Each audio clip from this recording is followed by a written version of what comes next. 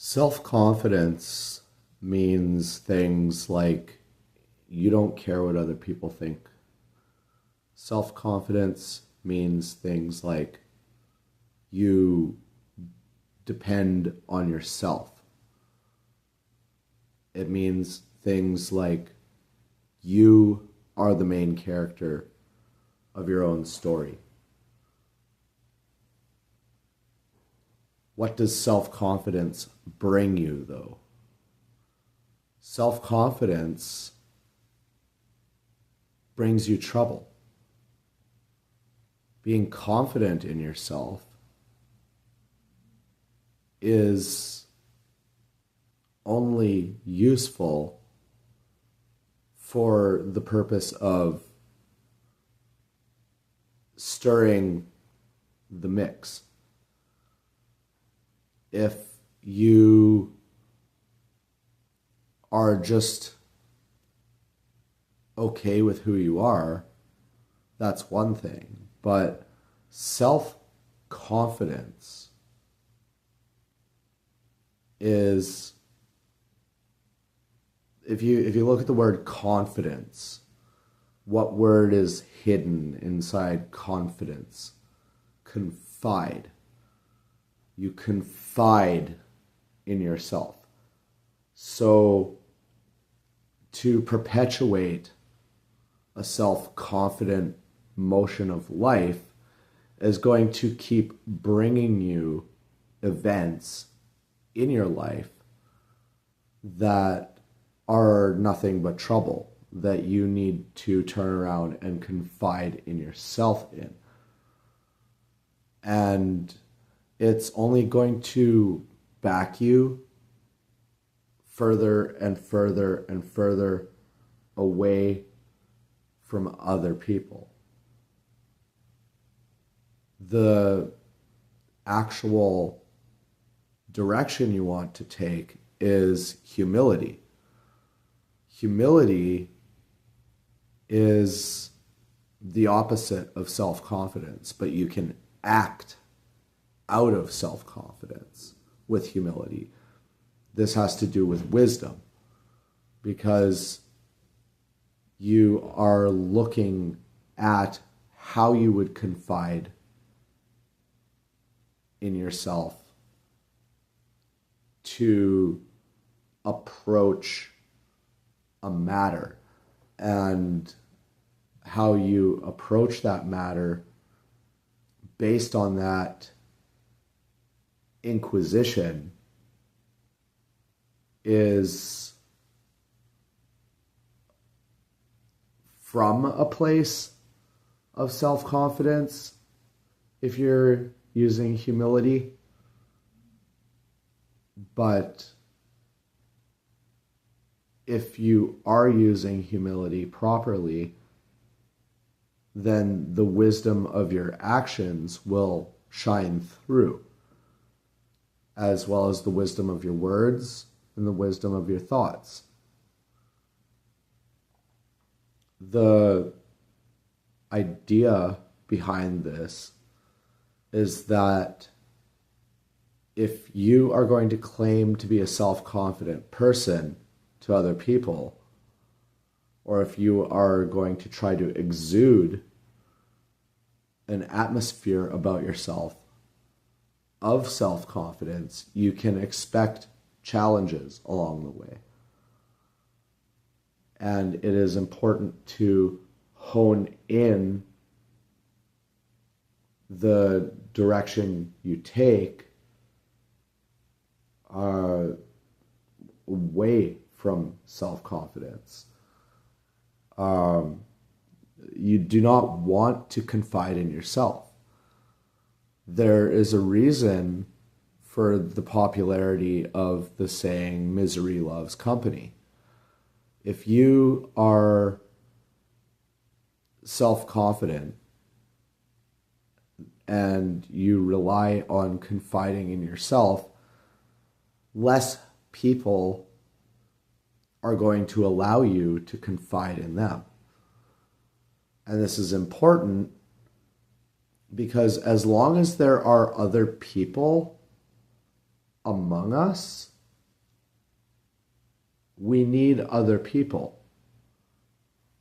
Otherwise, it becomes a predator-prey relationship. And the idea with that is that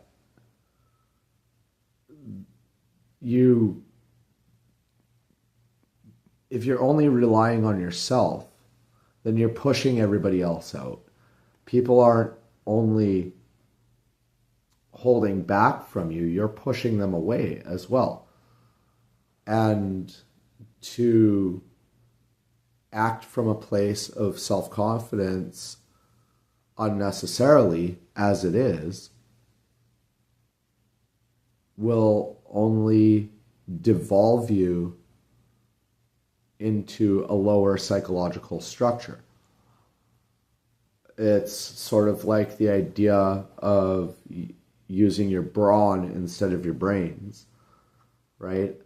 And coming from a place of humility, you realize there's a time and a place for both, right? And I mean, to clarify, like, self-confidence can still use brains instead of brawn, but they're using their brains to control their lackeys, so to speak, you know, like, and they're still using their brawn to enforce what their lackeys do. I've seen this example many times. There are people who exude self-confidence proficiently, and they have little teams of people that follow them around like they're some sort of god or great leader to them. And they actually fear those people. They actually fear those types of people. And like, this comes in the example of, like, gang leaders. This comes in the example of authority figures that abuse their authority. It goes all the way up the food chain, like court, like judges, lawyers, attorneys, you know, governors. It could be the prime minister. It could be the